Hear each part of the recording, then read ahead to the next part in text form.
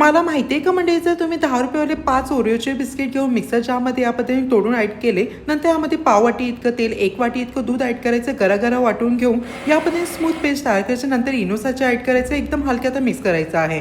तयार केलेलं batter butter paper लावलेल्या टीनमध्ये ट्रान्सफर करून देऊन लो फ्लेमवरती 25 मिनिटं बेक करायचं आहे. आता मी इथे व्हिप क्रीम घेतलेली 1 वाटी इतकी, ती देखील व्हिप करून घेतलेली आहे. केक देखील आपला बेक झालेला, थंड करून आपल्या लेयर्समध्ये केक कट करायचा आहे. आता केकला आयसिंग करण्यासाठी सर्वप्रथम आपल्या बेसला छान पाण्याने सोक करायचं. नंतर व्हिप क्रीम अप्लाय करायची आहे. स्ट्रॉबेरी क्रश टाकलेला आहे, चॉप केलेलं चॉकलेट टाकलेलं आहे. नंतर सेम प्रोसेस आपल्या सर्व लेयर्सवरती करून घ्यायची आहे.